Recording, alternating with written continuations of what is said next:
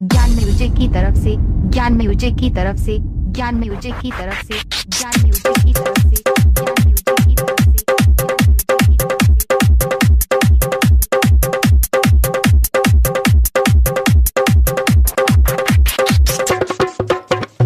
गाले गुलाब एकर होठे रसीली, गाले गुलाब एकर होठे रसीली, इनके चाल हो कमर रसीली, डेंजर डिजाइन देख के मनी हैरान हो। अरे ये के पटाओ ई लड़की जवान हो, ये के पटाओ ई लड़की जवान हो।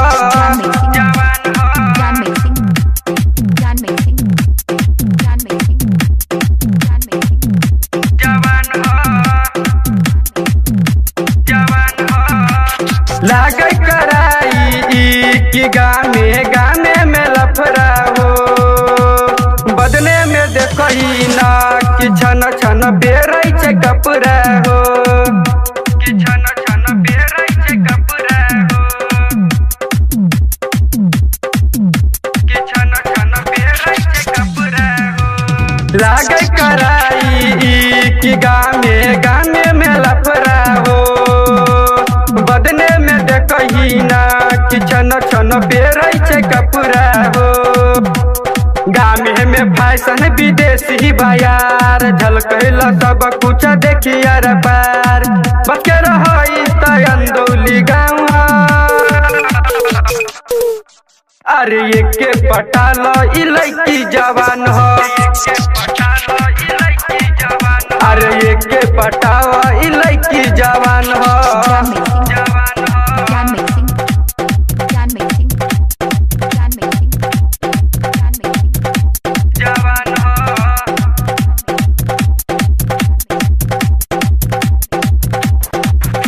लगैले बाई तर हो कि गम गम करेला भीतर हो, लेला सबद भैया कि ये कर चिजवा पवित्र हो, ये कर चिजवा पवित्र हो, कि ये कर चिजवा पवित्र हो। लगैले बाई तर हो कि गम गम करेला भीतर हो, लेला सबद भैया कि ये कर चिजवा पवित्र हो। लेला अखबारी में लेला मजा, फ्रूटी अभी एकर बाटे ताजा, 16 बरस में ही भरल सामान हो। अरे ये के पटाओ ई लड़की जवान हो, अरे ये के पटाओ ई लड़की जवान हो।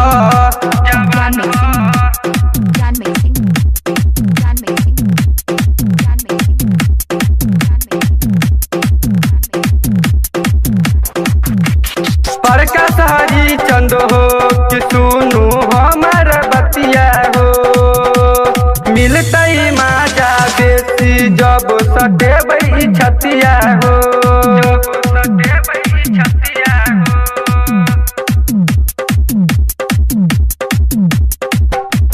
मोहनी सहरी चंद जी कि सुनू हमार बतिया हो, मिलतई माजा बेसी जब सटेबै तू छतिया हो।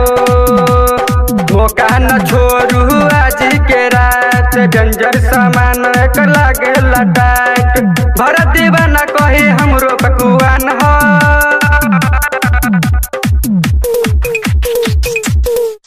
अरे ये के पटावा ई लड़की जवान हो, अरे ये के पटावा ई लड़की जवान हो।